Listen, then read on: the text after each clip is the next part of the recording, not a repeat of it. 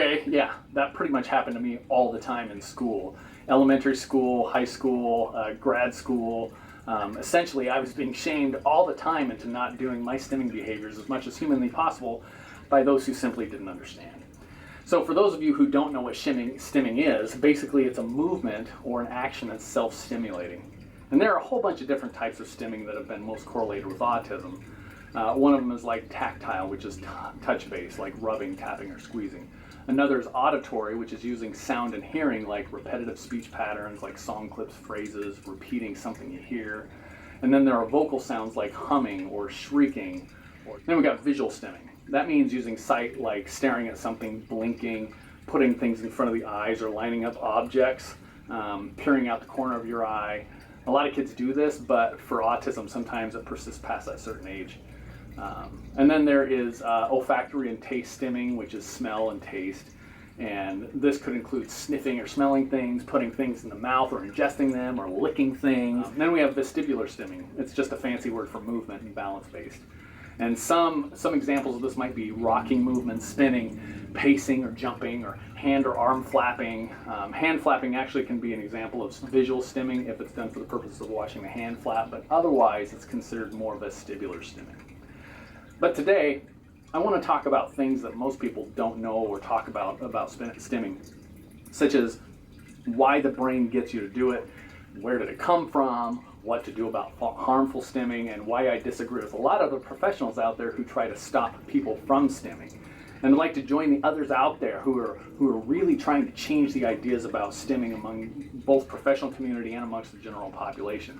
There are people like Christy Forbes out there and the Neurodivergent Rebel, and they've got some great insights on this, and they're really helping to move the movement forward. Okay, no pun intended. So first, let's identify what stimming does to our brain. It's really simple. Stimming helps our brain or body, or both, feel better in some way, even if you feel better unconsciously. Stimming behaviors can often have a calming effect by arousing parts of the nervous system, and through a series of brain reactions, that system produces and releases the amazing feel-good pleasure brain chemical called, what is it? You know it, dopamine, as well as other feel-good chemicals in the brain. So that explains a little bit of the what, but now let's talk about why. Why do we stim to get that feel-good chemical in the brain going? What purpose does this possibly serve in our lives other than making us feel good? You see, stimming is largely an unconscious behavior, meaning usually people aren't penciling that into their daily planner of things to do. And when we're aware of our thoughts and actions, that's our conscious mind at work, like doing a math problem, hitting a baseball, following a recipe. Those are all examples of conscious thoughts and actions. However, stimming, not so conscious usually. When we do things we're not really aware of, that's our unconscious mind at work.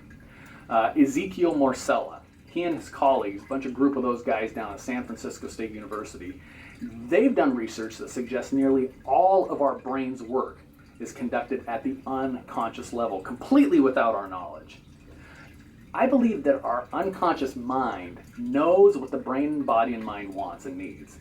And if you're not giving your brain and body what it wants, your unconscious mind will go to work and try to take over and figure out a way to get it. Or there may be consequences, like stimming, okay?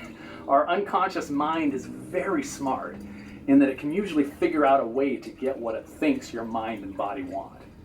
The problem here is that the unconscious mind is not always wise, so smart does not equal wise, meaning it can prompt you to do things to get what it wants. And usually this is fine when it comes to stimming, but sometimes those things may be destructive or disruptive to you or to others. And when it comes to unconscious stimming, some people get really annoyed by it. You might even get annoyed by it if you're doing it. If it's largely an unconscious behavior, then stimming may mean that something's going on around you that you may or may not be aware of, like too many people around you, or bad smells, or maybe you're thinking about something with your unconscious mind that's bugging you, thinking about work problems or relationship issues or something like that. Many times the conscious mind isn't totally picking up on things and the unconscious does. So some autistic folks don't quite get enough stimulation in their body or mind also, possibly due to being less sensitive to things than others. And stimming can help create some of that stimulation.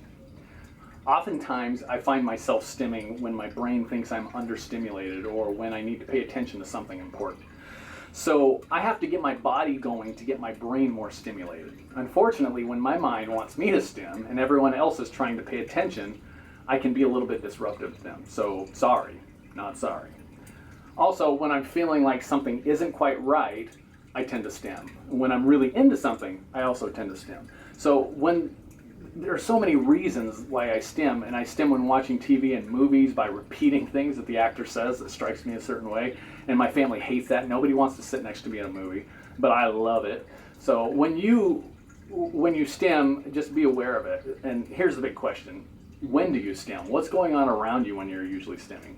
I really encourage people to identify what situations they are most likely to stim in, and not all of them are bad. The key here is that the more you know about yourself and your processes, the more you can accept them and appreciate them as well. And if they are harmful or disruptive, acceptance of the stim is the very first step to management. Why appreciate them?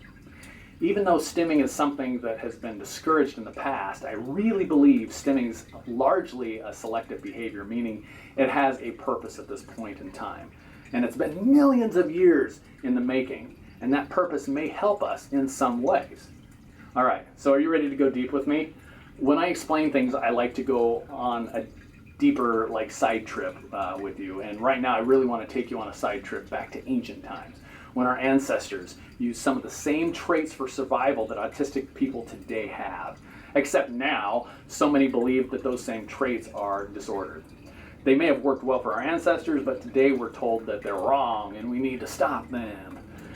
Anyway, side trip time. Evolutionary biologists believe that autistic folks who engage in repetitive behaviors like stimming and have intense interest in mechanical actions did better as hunters in the hunter-gatherer societies from ancient days. So hunters who were better able to see and understand patterns of game movement, fast food, which oftentimes involved repetitive movement, may have been better hunters. Gatherers who could invent or make better tools were likely better at providing sustenance. Not only that, but to be a hunter back then, you had to be able to spend long portions of time in solitude and be totally cool with it. In fact, they probably loved being alone, because I bet everyone back at the camp stunk to high heaven. No deodorant. No, I'm just kidding. But seriously, today people might consider those same traits antisocial. Our autistic ancestors may have really had an upper hand on making and inventing tools, or even better, improving the tools and weapons already invented, because they were more astute with mechanical actions and understood them better. Also, ADHD is believed to be a selective genetic trait that was once very useful in helping hunters and protectors of the tribe to identify threats by predators. And as I mentioned in a previous video, I see a lot of autism with ADHD together, so check those out. There may be merit to the idea that autistic traits may have added to the safety of people in the past, because they might be able to pick up on subtle differences in their environment that others miss, such as being able to see a deadly snake in the trees that blends into the background well. To a person who's keen on patterns and notice these smaller details, that snake could really stand out to them, whereas somebody else without that could be bitten. However, I've got to really disagree with some of the scientific sentiment that these traits no longer provide benefits in our modern world. And I'm sure you can think of hundreds of examples in which autistic traits are highly beneficial to us today. In fact, I still believe many of the most important and monumental movements that have thrust our society and culture forward throughout history were done so by autistic persons. So, thank an autist today. One more quick comment about evolution. There's this gene, and it's called the AUTS2 gene, which is thought to be at the center of autism. It appears that this gene is involved in the rapid evolution of human cognition, but it's also believed to be responsible for some other traits that many don't consider very beneficial in our society, like stimming. So this suggests that autism and its associated traits, like stimming, could be the result of human cognition evolving too fast. It's an idea, and there could be something to it. Okay, so I'm done with that little side trip into evolution, all right? So let's talk about who stims. Stimming is not related only to autism. There's no monopoly on that. It's also sometimes seen with ADHD and other anxiety-based disorders, to name a few. But you might be surprised to know that most people out there stim in some form, whether it's biting nails, rubbing their feet together, twirling their hair, or any number of things that you see people doing. You can see stimming pretty much everywhere if you look hard enough. Usually it's no big deal, but sometimes it can cause a problem. I have a hard time with others who have high-pitched screaming, but I don't ask them to stop if they're stimming. I just remove myself from the situation. And some stimming can be very self-harming, like headbanging, punching, or biting the self or others, excessive rubbing or scratching, picking at scabs or sores, even swallowing things that shouldn't be swallowed. Again, just to be clear, most stimming is just fine and people shouldn't be forced to stop, generally speaking, but people should never be shamed for it. So here's a question for you. What kind of stimming do you do? Maybe fingernail picking, walking on the tiptoes, hair twirling, groin tugging, knuckle cracking, rearranging things, finger drumming, pencil tapping, leg bouncing, food shaking, whistling, rocking, swaying, flapping, flicking, snapping, bouncing, jumping, pacing, repeating, rubbing, blinking, staring, licking, stroking, sniffing. Any of those things, do they sound familiar to you? Even though most stimming is okay, we also need to talk about what to do if stimming starts to cause some problems. It's not really about stopping it in this case, and it's not even really about controlling it, but rather it's more about managing it. This means that the person should be encouraged to manage their stimming, and other people should not try to manage another person's stimming for them, generally speaking. So, my first tip. If your stimming is causing a problem for you, the first thing to figure out is why you're stimming. Is it because you're hurting in some way, or understimulated, or maybe because you're overstimulated? So first, figure out what's going on with you. If you don't know, ask someone that's close to you if they can identify what you might be stimming for. You'd be like, hey, dude, can you tell me what's going on with me right now? I'm really picking here. And the other person might say something like, well, you did tell me you're not really wanting to go back to school after being gone for so long, and there is this weird repetitive knocking sound going on next door for the last hour. That's annoying.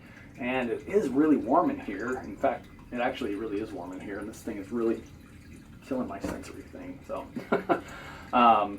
so those are three things going on that you might be triggered by. So I tend to pay close attention to those close to me who are autistic, and I try to make sure that I can help them out if things start going wrong for them. So maybe someone close to you will have an idea why you're stimming, because they're on the outside of your brain and might be able to see things that you may not. Just a different perspective. All right, second tip. Immediately eliminate or mitigate the triggers.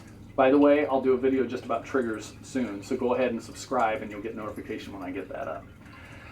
I tell people when they're newly diagnosed with autism that a lot of autistic people I know can handle one trigger just fine, you're okay with that. When there are two triggers, things get kind of dicey and tough.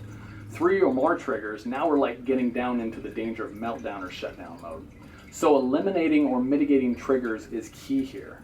And in that previous example, one trigger was a weird repetitive knocking coming from next door. So eliminate it by going over to ask them to stop, or put earplugs in, or listen to music on your noise-canceling headphones, or just leave for a while, go for a run some errands, I don't know, do something. The other trigger in the example was that it was hot. And I hear from so many autistic people that they have a hard time regulating their body temperature because there is a physical difference there, which I'll address in another video as well. There's so much to talk about, it's just crazy. Anyway, if they're hot, turn the heat down, open a window, get them by it. Have them go outside, put a fan on, take off some clothes, even take a cool shower. There's so many options that sometimes an autistic person who's being triggered isn't in the frame of mind to be thinking about certain solutions, no matter how obvious they may seem. Why? Because the frontal lobe of the brain can be compromised in those situations. So a few suggestions to them might be helpful. Yeah, there's just a whole lot to talk about here. Anyway, the third trigger in the example is of him not wanting to go back to school after a long break. So eliminate that trigger, maybe if you can. I don't know, maybe consider switching to homeschool, and that's not for everybody, but seriously, other ideas might be get him more times with his friends from school and see if he'll look forward to being at school with them again. Maybe coordinate some after-school fun more often. Maybe as a parent, you can tell your kid you're going to come pick him up for lunch at some point that week so you can go to fast food. That's a huge treat for a lot of kids. By the way, a lot of people get triggered just by being in certain places. So if that's the case and you can't figure out what the triggers are quickly, an immediate change in environment is warranted there. That means get out, leave and leave quickly. I've actually been out with an autistic person when she started to stim and didn't know why. She was overwhelmed because the place we were at had too many triggering type of people, the smells she didn't like, and thoughts that bothered her. So when I saw her starting to stim and have problems, it was almost like one of those movies where there's a bomb with a timer attached, and I had just like a matter of less than a minute to get her out there, or and reduce the triggers before a catastrophic meltdown occurred. But what sucks is it sucks for her because it can take the whole rest of the day or longer to recover from those experiences for her.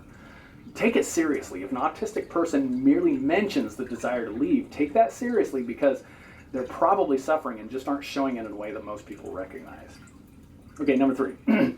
Try to stick to routines because a lot of autistic people find comfort in routine.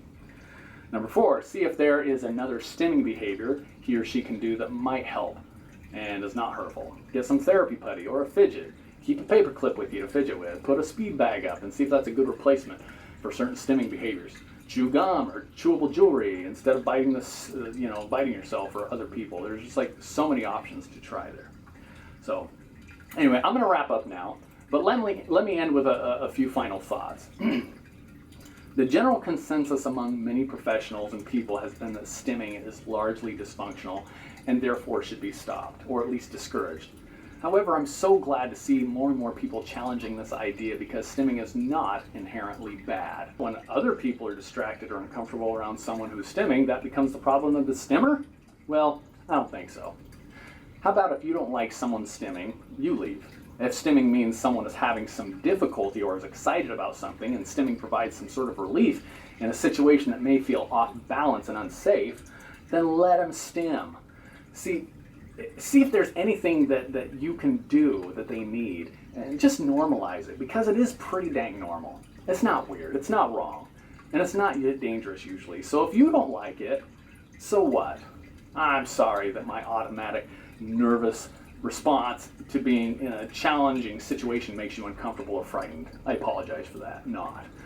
Educating neurotypical people and the stim intolerant is of paramount importance. So help them be stim tolerant, and education is the way to do that. When I treat somebody for entomophobia, which is a fear of insects, guess what? I don't try to eliminate all bugs for the person in their life. No, that's ridiculous. No, I hire an entomologist to come and bring hundreds of beautiful insect specimens to my office, and they educate the person with entomophobia. And when an entomologist helps the person understand the function of the bugs in our world and actually how beautiful they are, some of those beetles are just gorgeous. I often find that the person is pretty much not afraid of bugs anymore. So this is what we need to do for those who are apprehensive of various stimming behaviors and others.